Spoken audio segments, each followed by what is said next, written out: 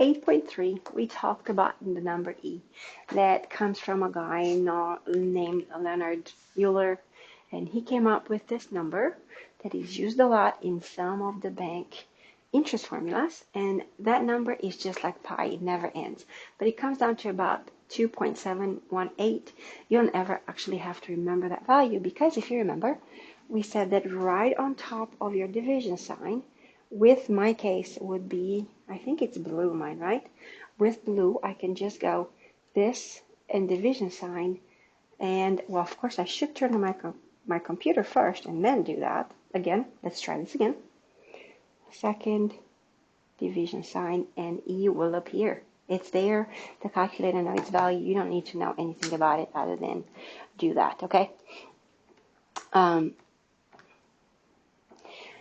we said that it's going to be used a lot of times in a lot of places, and when we have to do exponent rules, they're the same rules as you have from chapter 5. I don't remember what chapter was the exponent rules. I think it's 5 and 6. But they work the exact same way.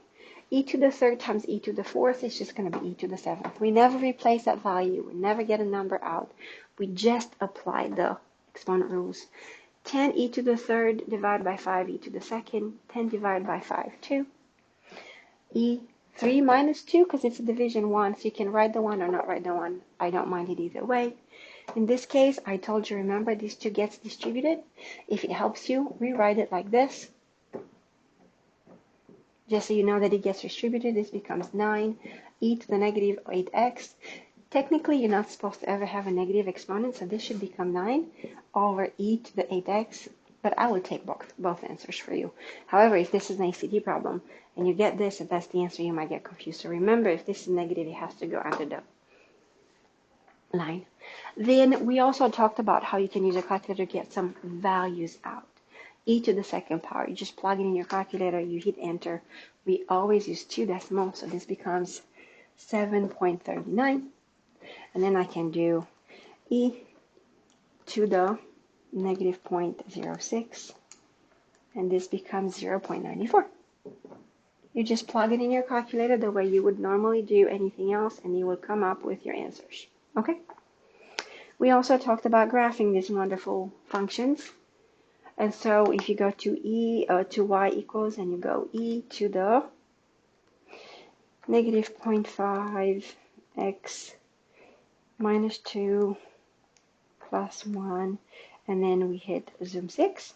Always remember, when you just do a regular graph, hit zoom 6, because we played with the window, so it's not in the right shape. You would get something like this, right? This is the graph we're going to get.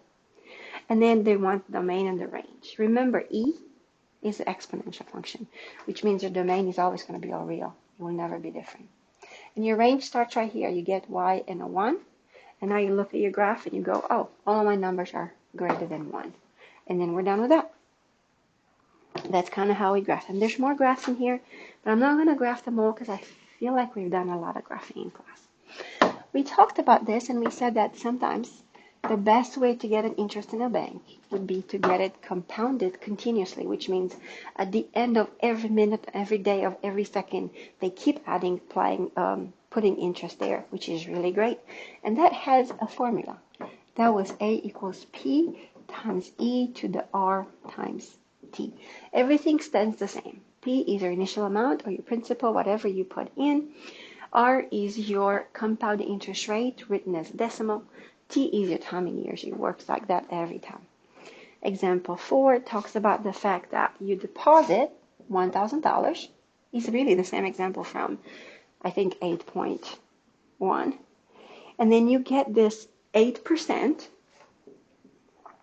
0.08, compounded continuously. This is how you know you use the E formula. As soon as you hear the word continuously, not annually, not 4 times a year or something, but continuously, that's the formula for E.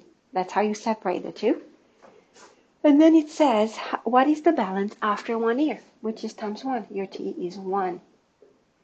So really what we're going to put in our calculator is, and I'm not going to do, well, I will, just because I can. It's going to be 1,000 e to the 0.08. Get it out, and my answer is 1083.29, sorry. That's how much money you're going to get at the end of the year if you do this compounded annually, right? So if you do it continuously, you get only 1 cent more than daily. Daily or continuously are the way to go in this case. The last example we worked in class in 8.3 was about the endangered species problem that has a not very nice formula. So let me write it down. S equals 119.6 e to the 0.0917 times t. And this is a formula by which they determine what species get endangered and how fast they get endangered. And it starts in your T0 is 1972. So your problem has a few requirements. One is, what is the number of endangered species in 1972? So that would make your T0, that's when we start. It's not a year later, it's nothing. So this becomes 119.6 times e to the 0.0917 times 0, which makes all of this 0. Any number to the 0 power is 1, so this is 119.6. That is the nicest thing to do it, is because it's just all of this ugliness becomes 1. On part 2, it says graph the model, and this is the one we worked on again.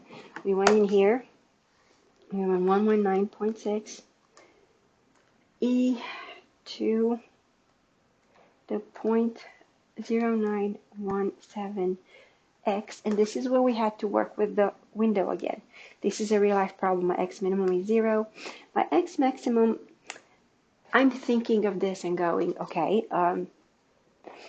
how many years do we need to decide on a species? So I went with just my x maximum 50, just because I went at least 50 years you need in order to determine, okay, this species is drastically going away. For my y minimum, I put 0. But then for my y maximum, I thought about it and I went, how many species of animals are in this earth? And I don't know how many there are.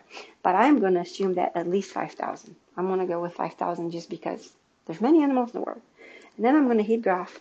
We got this beautiful graph in class, if you remember it. Right? So we graphed it. And then it says, use the graph to estimate when the number of the endangered species reach 1,000. And the way we do this, we push twice every single time. And then we want our y to get as close as 1,000 as possible.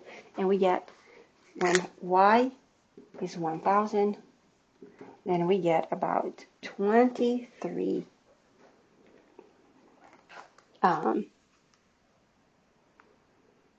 species of endangered are on the endangered list. I can't speak for whatever reason for this video. So remember, anytime you want to find something, you push trace, you go to whatever y they give you, and you get your x out. That was 8.3. Happy homework.